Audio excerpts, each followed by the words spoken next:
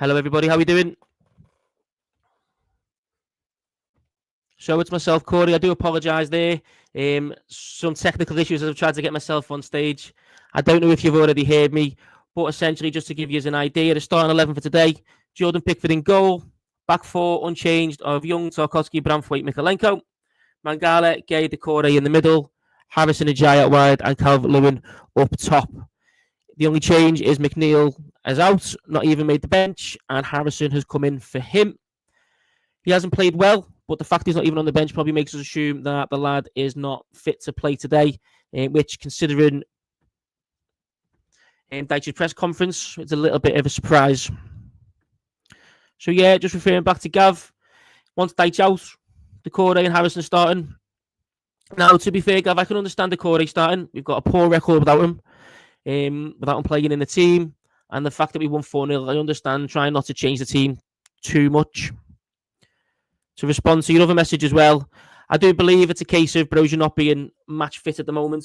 A 10-minute cameo does not a fit player make. I understand where you're coming from because I'm frustrated. We like try something different. But let's just see how it goes, mate. See how the second half looks. At least it gives us something to change to. Maybe change the dynamic of the game if we're struggling a little bit. That's what we need to judge him on at this point. If he doesn't play Brozier later on and we need to, then yeah, look, let's all have a kick-off. I'm not surprised at that. But Brozier not starting. Let's not draw straight on too many negatives on there, mate.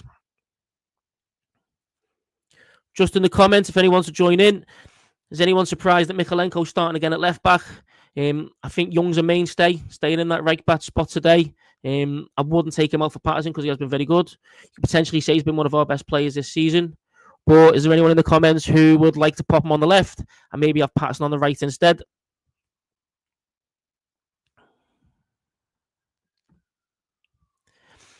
Yeah, Barry, you're not wrong. Harrison Armstrong's probably our only positive-looking young player at the moment. The only thing I would say is maybe placing Jack Harrison in was a little bit of a surprise. Probably a bit more defensive than playing Lindstrom, so that's maybe why he's done it. They've got pacey wingers. They're very, very strong out wide, especially on that left-hand side with Martinelli. So I'm assuming Dyche is probably wanting Harrison to get back, double up with Young on their wingers. But I know me and Ryan spoke about Lindstrom in the preview on Thursday.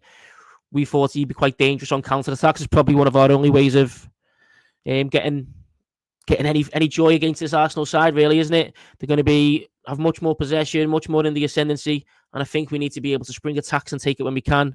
Lindstrom was much more suited to that, but in typical Dyche fashion, he's gone a bit more pragmatic. I'm not going to split hairs over that myself. I can understand why he's done it. But yeah, Barry, mate, I can understand you, and I can understand where Gav's coming from as well. If anyone wants to know the Arsenal team as well, the typical centre-backs are Gabriel and Saliba are playing. A little bit of a surprise out wide in terms of defence because I believe Jadon Timber is playing right back. There was rumours that White was going to be fit to come back for this game, but he's not. And Partey's played there a little bit as well. I think Jadon Timber's probably better than Partey at right back, in my opinion. And they've also got a new young lad at left back as well. No Zinchenko at the moment. But they've got a young lad there. Now, they're clearly choosing him for a reason. They clearly believe in him. But hopefully maybe a lad like this, a little bit of an experience, we can try and put a little pressure on that and try and exploit that as well. David B, just to let you know, the team is at the bottom for you. As you can see, we've got a scrolling banner. You can see the team, the starting 11 is laid out there for yourself. If anyone wants to know the bench, quite surprisingly, we've only got the one goalkeeper this week. João Virginia is the goalkeeper on the bench. We also have two centre-backs in Keane and O'Brien, Coleman and Patterson. Young Harrison Armstrong is on the bench. Hopefully he gets a little bit of a cameo today after his very, very good performance in midweek for the under-18s. 3 goals and 3 assists in a 7-0 win. Beto and Brozier, of course, Lindstrom are also on the bench for that as well. Hi, Peter. Nice to see you back again, mate. Yeah, I know where you're coming from. Harrison on the left. He's got a good left foot on himself, just as Dwight McNeil has. Probably got a little bit more pace as well, hasn't he? But Njai's probably been our best player in regards to coming out that left-hand side, so I can understand that as well. Hopefully, they switch things up in terms of the wingers as well. Njai can play left, he can play right, so can Harrison. So it'd be nice to see the manager swapping them over the flanks that they're on as well. Maybe just change things up again. That young left back that Arsenal have. It'd be nice to see us maybe just keep him guessing as well. Don't let him get too comfortable in his game. In regards to the referee, David, I'll have a little look for you now. Just bear with me a couple of moments. We'll find out who the referee for today's game is.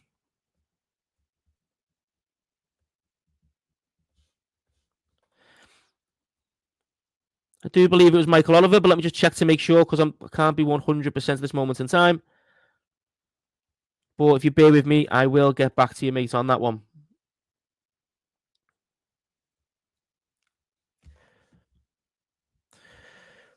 Oof, I was wrong even worse. Thanks for the info, Peter. Appreciate that, Craig Pawson.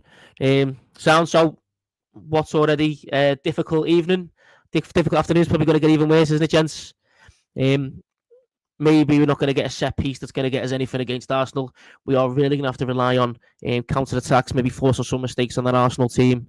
So I know we had a couple of predictions as well on Thursday. Is there anyone in the comments who's got any kind of positivity going forward to this match?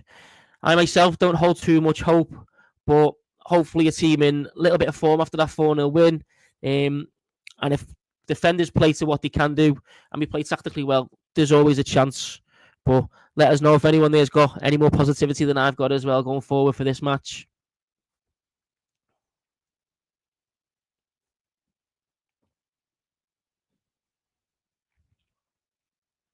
I guess another positive thing we can say is regardless of the result today, we won't be in the bottom three. I know that's a very, very, very low bar and it's not what we should be aiming for. However, the fact that we won't be in the bottom three kind of gives us a little bit more freedom. It allows things to not completely implode. If things don't go our way, which, let's be honest, likely today, it's not likely to get the results that we probably need to. David, I asked for something positive, so I'm assuming that means 4-0 win for the Toffees, mate. Yeah, nice one is right. Who do you reckon's going to score our 4 goals? But being realistic, to be fair, mate, I know what you mean. I think if we can keep it tight, I can see us snatching a 1-0 loss, which doesn't sound like a positive thing, but let's be honest. But yeah, I think once they get a second, maybe a third, if they really start to open us up, we're really going to struggle, aren't we? And the floodgates could open at that point.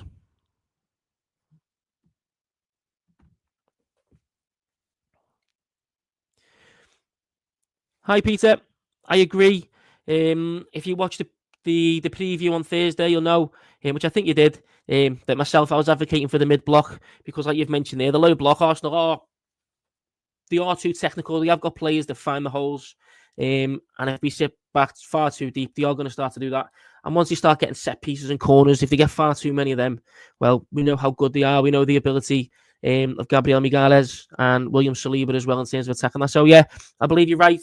We need at least a couple of yards up the pitch when we start our counter attacks if we ever get to start one, and we don't want them to have too much possession, too much space as well. So I agree with you. A mid block is what I would hope for, what I think is our best chance of getting a result. And again, as I mentioned on the preview on Thursday, I think if we go a bit more narrow, then we've got more chance. They're really good at getting in between. If we go too wide, playing in between the lines, and if we can force, if we can double up on their players cutting in, Martinelli and Saka, then I think we really limit their chances. They are good in the air from set pieces, but when it comes to within normal play, if the whipping ball's in, our big centre backs in Branthwaite and Tarkowski should have far too much for them to handle. Although Havertz is a bit of a tricky customer. Hi, David. Just to answer your question, most likely not. It's my work's Christmas due tonight, so I'm out. Got my rubbish Christmas jumper on as well. If anyone sees me in town, feel free to buy me a drink or run away from me. I believe after the match, it's going to be Ryan, and it's also most likely going to be Jan as well. If I can jump on for a little bit, maybe I will do. I may just go run and hide and go after a beer. I'll probably need one after this match, depending on how the show goes. And I hope that means a yay for Ryan being on, and not because I'm not going to be on.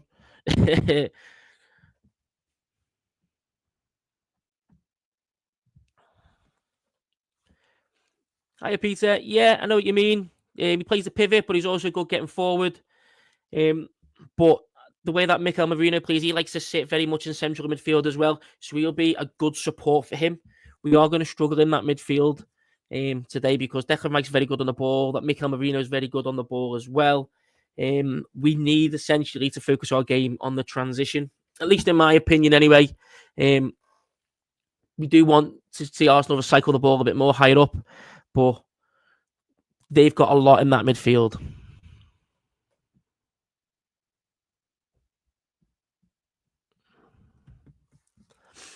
Hi, David. Yeah, Armstrong is on the bench. He's one of 4 attacking players we've got on the bench, including Brozier, Beto, and Jesper Lindstrom as well. Whether he gets on the game, I'm not too sure. Whether he gets on the pitch. But if anyone did watch the under-18s game in midweek, he was very, very good. Doesn't mean that he's necessarily ready for the step up, but anyone who's seen him knows that even if he is struggling a little bit, the lad really likes to get involved. His yellow card late on next week means that he's not afraid of sticking the boot in. He's got that bit of scout aggression that we like in our players, don't we? Yeah, look, I'm a big fan of Harrison Armstrong. At this age, I don't think he's the same level of the likes of Ross Barkley's, of your Wayne Rooney as well. But he's certainly a good player, and he's certainly a player who's got the potential to have a role in our squad, at least in the first 11. If not next year, then the year after. Please bear in mind the lad's only 17. Doesn't turn 18 till next month, I believe it is. So there's a lot of space for him to grow. He's still a very young player, a lot to learn. But he certainly looks well above the under-18s level. He completely bossed that game. He looked like a professional playing under 21s football. So it kind of gives you an idea of the level that he is at the moment. Again, Jesper Lindstrom on the bench as well, like we've mentioned. Is there anyone in the comments who are expecting Jesper Lindstrom to play? Anyone who's surprised by McNeil being injured? I know myself, I am.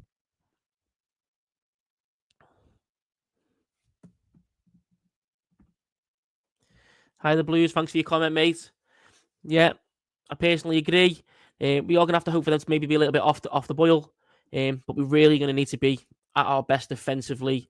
I'm not hopeful of too much, but I am hoping maybe, even if it's a 1-0 loss, we can somewhat hold our heads high. Maybe potentially try and get a draw as well from this match. I mean, I would love a repeat of Deitch's first game in charge. That 1-0 win. The screamer from Damari Gray, was it? So maybe we'll see something similar. An absolute peeler from Iliman Ndiaye late on in the game.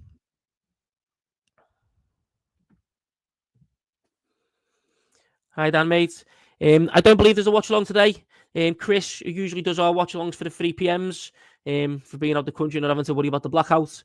I don't believe he's available for the watch along today, unfortunately. But like I said, if you do join in with us for the post match, we'll be able to go through all the major talking points throughout the game, the major reactions, and hopefully be able to analyse a couple of Everton goals, hopefully, eh?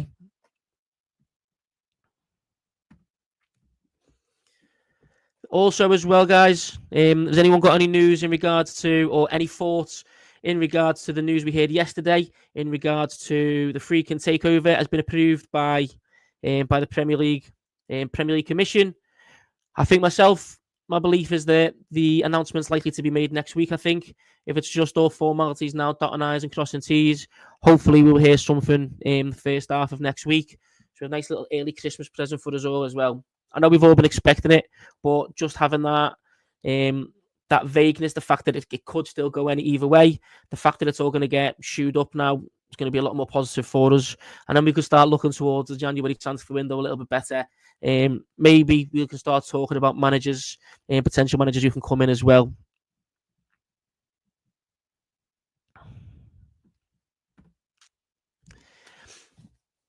Thank you very much for that, the Blues. Appreciate it. I think I've just still got that Benitez era seared in my mind. There's not much I can think about apart from that, to be fair. Sometimes I think I lie awake at night sometimes, so let's see the effect he's had on us. But thank you very much for the heads up. I appreciate that. But yeah, maybe another Tarky winner then, another 1-0. Anything we can do to scrape something, try and keep this good run of form going, guys.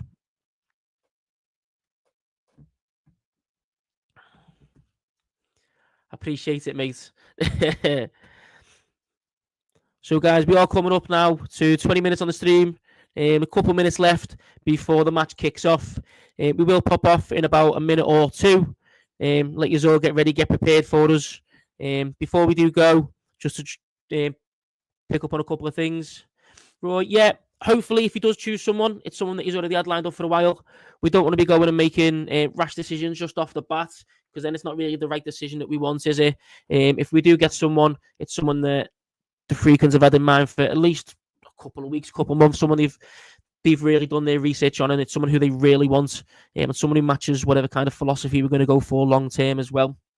The other question is going to also be on Felwell, isn't it? Is he going to stay past the 6 months? Is he going someone else who's going to work with maybe a manager who works side by side with a certain director of football, i.e. Villa have with Monchi and Emery? So again, yeah, that's something for us to also think about in regards to this as well. Okay, guys, so I'm going to go now. I really do apologise. It's probably not been the best stream and the best pre-match that we've ever had. I've had a little bit of a technical issue. It is my first time in the driving seat today, so I'm just getting used to all the systems. If I have stopped for a little bit of a breather to think, it's purely because I'm looking at what I'm doing, making sure I can see, making sure I'm putting all the right information on. So I really do apologise if it's been a little bit janky today. Hopefully the game's going to be a little bit better. If not, I might see you after the match for the moan. Otherwise, up the Toffees. Let's have it, Blues. Let's get a little win here. Thank you very much.